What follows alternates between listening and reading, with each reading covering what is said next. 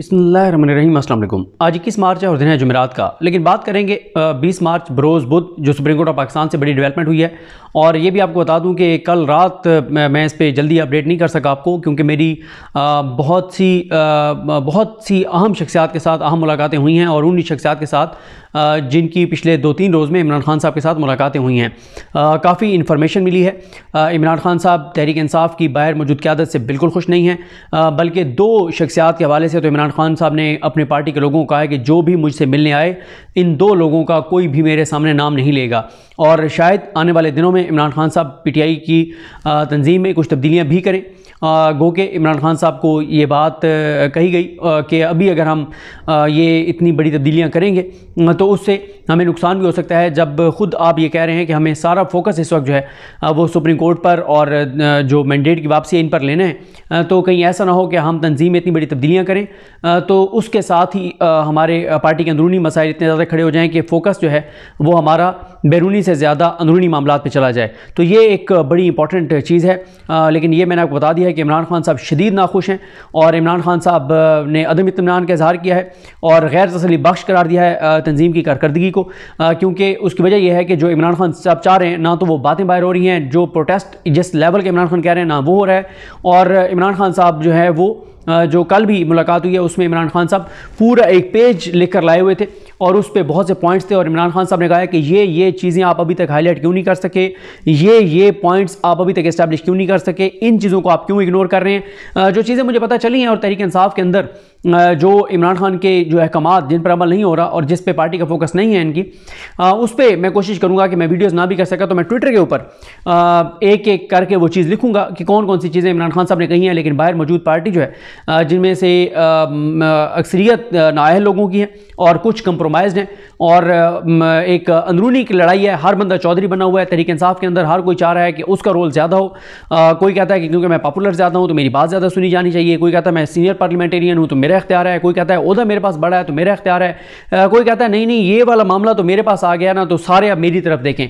तो अंदरूनी लड़ाइयाँ और आपसी इख्तिलाफात की वजह से वो चीज़ें जिन पे इमरान खान साहब चाह रहे हैं उन पे फोकस नहीं है और इसलिए इमरान खान साहब शदीद जो है वो बरहम है, नाराज़ हैं। और लेकिन मसला ये है कि इमरान खान साहब कर कुछ नहीं सकते, वो जेल के अंदर बैठे हुए हैं और इस वक्त वो नहीं चाहते कि वो एक अंदरूनी इतना बड़ा महाज खोल दें और वो चाहते हैं कि सारा फोकस उस तरफ रहे, इस निज़ाम की तरफ जिस निज़ाम ने तहरीक इंसाफ से मैंडेट छीना है। तो एक तो ये चीज़ हो गई। दूसरा ये है कि तहरीक इंसाफ के लिए कल का दिन बहरहाल तहरीक इंसाफ के गिरफ्तार कारकुनान के लिए और तहरीक इंसाफ के जो कारकुनान नहीं भी थे और आम शहरी थे, बेगुनाह शहरी थे, उनके हवाले से सुप्रीम कोर्ट ऑफ पाकिस्तान से बहुत बड़ी डेवलपमेंट हुई है। और सुप्रीम कोर्ट ने 9 मई के जो मुल्ज़मान हैं उनकी ज़मानत मंजूर की है, लेकिन सिर्फ ज़मानत मंजूर नहीं की, उसमें जो ऑब्जर्वेशंस हैं उन ऑब्जर्वेशंस के बाद और ये जो फैसला आएगा इसके बाद सैकड़ों लोगों को नीचे इसका फ़ायदा होगा। और पूरी कोशिश की गई कि 10 माह तक कि सुप्रीम कोर्ट में कोई मामला ना पहुंचने पाए और ये पहला मामला सुप्रीम कोर्ट पहुंचा है। और इनकी तहरीक इंसाफ की खुशकिस्मती कि ये केस जस्टिस काजी फाइज ईसा साहब के पास नहीं लगा। गो के इन जजेस में से भी मुसर्रत हिलाली साहब वो हैं जिन्होंने बल्ला छीना था, लेकिन मुसर्रत हिलाली साहब ने मिलिट्री कोर्ट्स की में सिविलियन के ट्रायल के हवाले से जो अलाउ किया गया था उसकी मुखालफत की थी। लेकिन ये तीनों जजेस जो हैं इस बेंच में वैसे ये बहुत से मामलात पर काजी फाइज ईसा साहब के साथ जाने वाले हैं। लेकिन बहरहाल यहाँ पे इस केस में इनकी तारीफ़ करनी चाहिए कि इन्होंने एक बड़ा फ़ैसला दिया है और इस फैसले के नीचे इम्प्लिकेशंस होंगी और नीचे असरात होंगे और एक दरवाज़ा खुल गया है बेगुनाह शहरी जो 9 मई की आड़ में जिनको गिरफ्तार किया गया था। देखें अगर कोई कसूरवार था तो 15 दिन ही काफ़ी थे जहाँ पे अदालतें ग़ुलाम हों, जहाँ जजेस ग़ुलाम हों, जहाँ जजेस कंप्रोमाइज़ हो, जहाँ जजेस की फाइलें हों, जहाँ जजेस की वीडियोज़ हों, जहाँ जजेस करप्ट हों, जहाँ जजेस चोर हों नीचे अक्सरियत। तो अक्सरियत इसलिए कह रहा हूँ कि या तो किसी की वीडियो होगी, वीडियो नहीं होगी तो करप्शन की फ़ाइल होगी, करप्शन की फ़ाइल नहीं होगी तो कोई और उसकी चीज़ होगी, कोई ना कोई ऐसा मामला होगा जिस वजह से वो कंप्रोमाइज़ है। तो अगर 9 मई के केसों में इतना दमखम था और है तो 3 दिन के अंदर अंदर सज़ाएं हो सकती थी, लेकिन 10 माह तक एक भी ट्रायल मुकम्मल नहीं हो सका।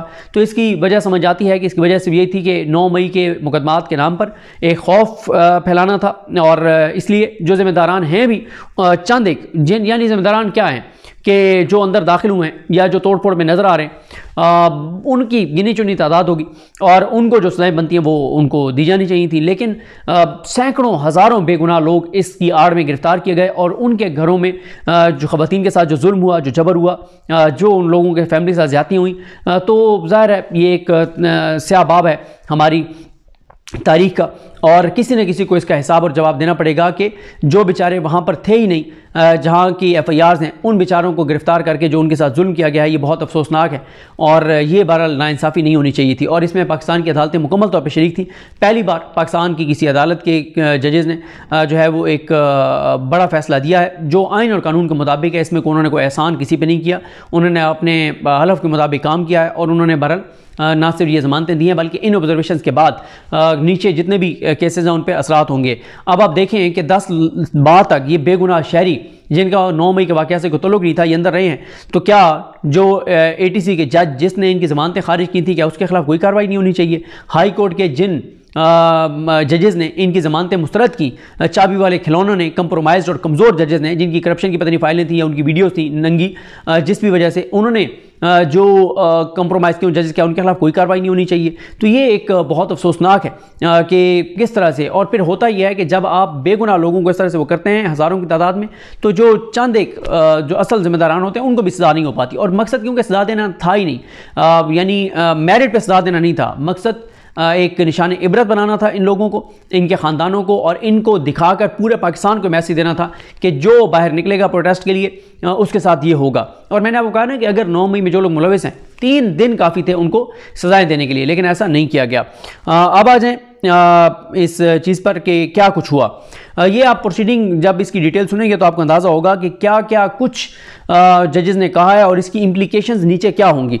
एक तो शुरू में ही आपको बता दूं कि ये 5 मुल्ज़मान थे और 50-50 हज़ार रुपये के मुचलकों के एवज़ इनको रिहा करने का हुक्म दिया गया है और ये कहा गया है कि ये मज़ीद इंक्वायरी का केस है, यानी अभी इसमें मज़ीद इंक्वायरी दरकार है। 10 माह हो गए हैं लेकिन 10 माह बाद भी मज़ीद इंक्वायरी दरकार है। उसके बाद कहा गया, जस्टिस जमाल खान मंदोखेल साहब ने रिमार्क्स दिए कि हुकूमत और रियासत माँ बाप होते हैं, माँ बाप नाराज़ हों तो बच्चों को 1-2 थप्पड़ लगाकर फिर मना लेते हैं। 1 साल से मुल्ज़मान गिरफ्तार हैं, 1 साल और गुजार लेंगे तो क्या होगा?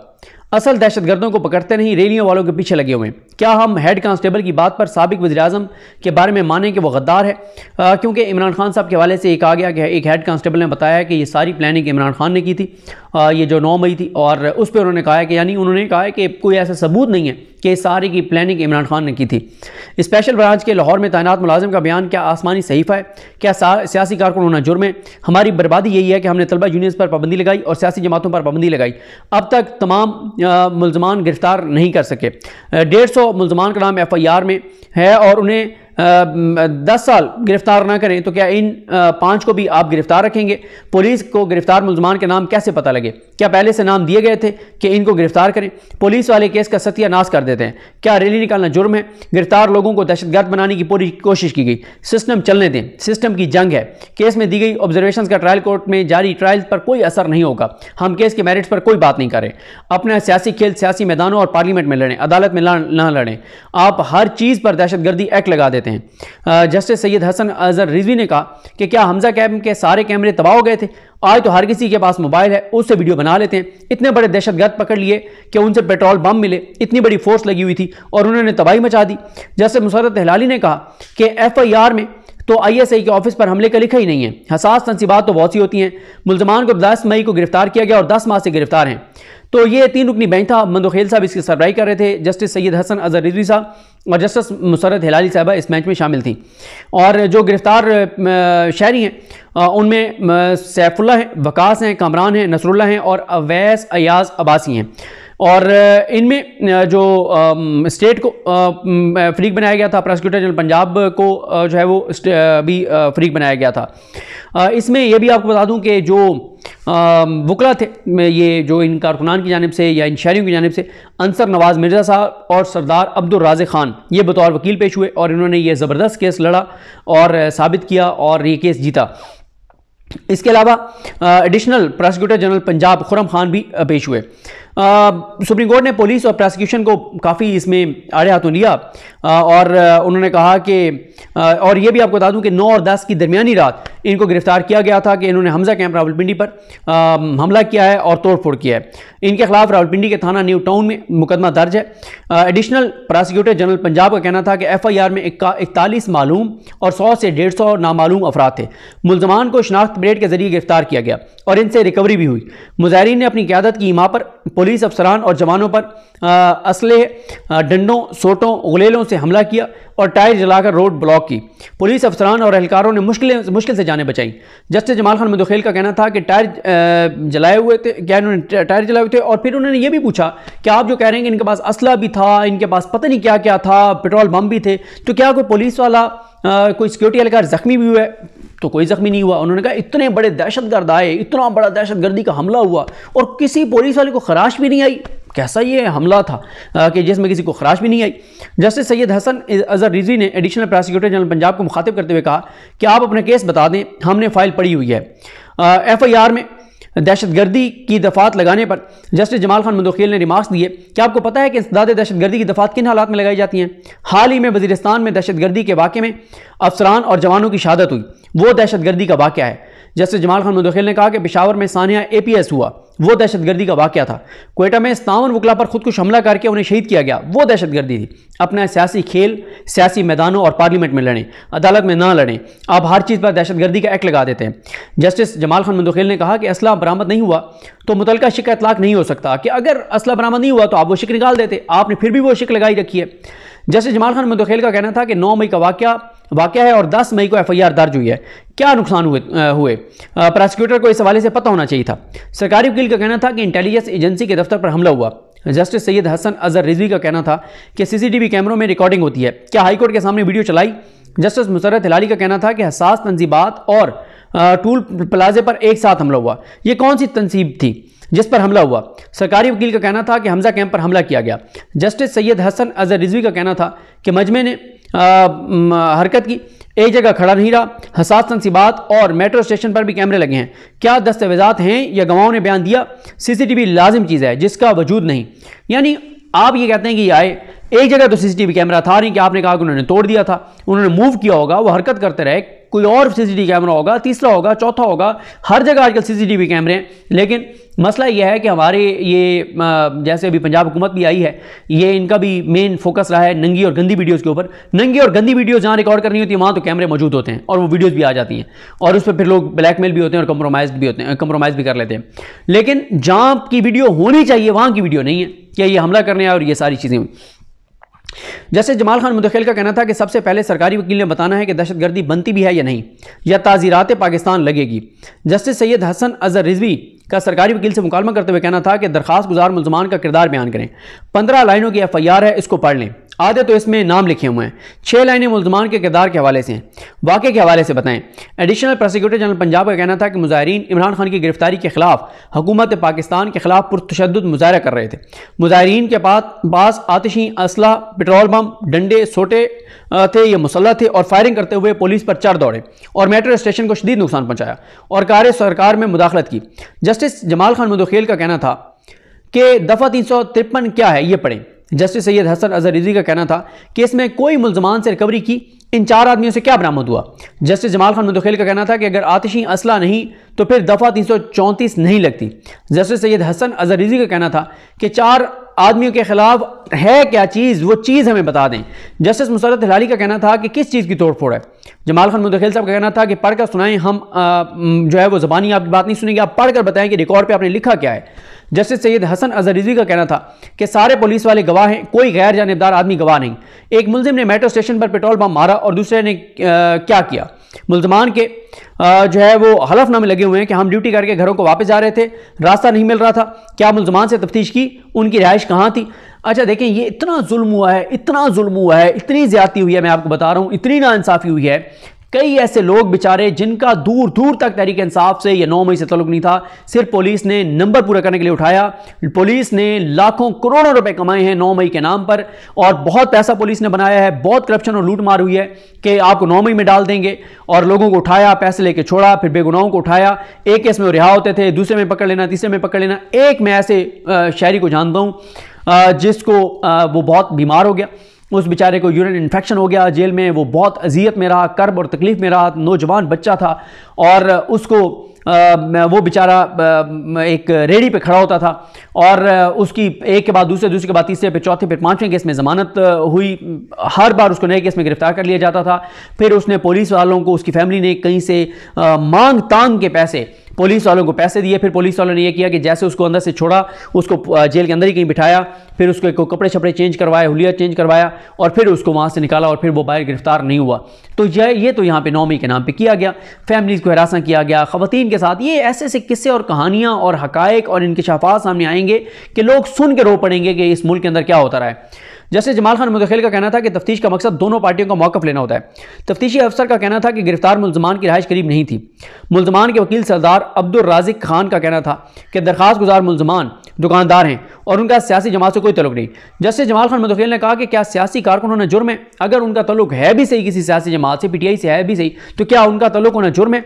जस्टिस जमाल खान मुदखिल ने कहा कि हमारी बर्बादी यही है कि हमने तलबा यूनियंस पर पाबंदी लगाई और सियासी जमातों पर पाबंदी लगाई। सैमन ATF पढ़ें, दहशतगर्दी की तारीफ पढ़ें। सरकारी वकील का कहना था कि ये पूरे पाकिस्तान में वाक़यात हुए। जस्टिस जमाल खान मुदखिल का कहना था कि हुकूमत और रियासत माँ बाप होते हैं। ये जो मैं ऊपर आपको बता चुका हूँ कि माँ बाप अगर बच्चा गलती भी करे तो 1-2 थप्पड़ मार कर फिर मना लेते हैं। 1 साल से मुल्ज़मान गिरफ्तार हैं और 1 साल और गुजार लेंगे तो क्या बनेगा? जस्टिस सैयद हसन अज़हर रिजवी का कहना था कि सिर्फ पुलिस वालों की शहादतें हैं, वो भी मखसूस नहीं कि ये बंदा मेट्रो स्टेशन पर हमला कर रहा था और ये हमजा कैंप पर हमला कर रहा था। क्या ये मजीद इंक्वायरी का केस नहीं? उन्होंने कहा कि क्या बम धमाकों वालों की साजिश कभी पकड़ी गई है? क्योंकि उन्होंने कहा ना कि हमने ये साजिश पकड़ी है कि ये इमरान खान इसके पीछे था और बड़ी साजिश थी। उन्होंने कहा कभी बम धमाके वालों की भी आपने साजिश पकड़ी है कि उसके पीछे कहाँ साजिश हुई और कौन साजिश कर रहा था? असल दहशतगर्दों की साजिशें पकड़ें तो कोई शहीद ना हो। CCTV कैमरों की रिकॉर्डिंग महफूज होती है, लोग मोबाइल से भी वीडियो बनाते हैं। वकील पंजाब हुकूमत ने कहा कि मुल्ज़मान से पेट्रोल पंप बरामद हुए, फायरिंग का भी इल्ज़ाम है। जस्टिस सैयद हसन अज़हर रिजवी ने रिमार्क्स दिए कि पेट्रोल पंप कहाँ पर था, कौन कहाँ से लाया, घर से तो कोई ला नहीं सकता, किस पेट्रोल पंप को लूटा और पेट्रोल छीना, तफ्तीश क्या कहती है? उस पर वकील पंजाब हुकूमत ने कहा कि तफ्तीश में यह पहलू सामने नहीं आया। स्पेशल ब्रांच लाहौर का एक हेड कांस्टेबल भी गवाह है। जस्टिस सैयद हसन अज़हर रिजवी का कहना था कि सरकारी अफसर के काम में रुकावट डालने की दफ़ा भी लगाई गई है। इस जुर्म की सजा 2 साल है। सारे गवाह पुलिस वाले हैं, कोई आज़ाद गवाह नहीं। जस्टिस मुसर्रत हलाली ने कहा कि गवाह पुलिस वाले भी हो सकते हैं लेकिन शवाहिद तो दिखा दें। जैसे जमाल खान मुदखिल का कहना था कि मुंशी थाने में बैठा होता है और वो फर्दें बनाता है। आपको इन मुल्ज़मान के नाम कैसे पता लगे? क्या पहले से नाम दिए गए थे कि इनको गिरफ्तार करें? आप लोग केस का सत्यानाश कर देते हैं। जस्टिस सैयद हसन अज़हर रिजवी का कहना था कि मुल्ज़मान से बयान लिया होगा। उन्होंने क्या कहा? कमर्शियल एरिया है, दुकानें हैं, होटल हैं, लोग फंस जाते हैं और इनका निकलना मुश्किल हो जाता है। जस्टिस जमाल खान मुदखिल का कहना था कि क्या रैली निकालना जुर्म है? जब रैली निकाली उस वक्त पुलिस कहाँ थी?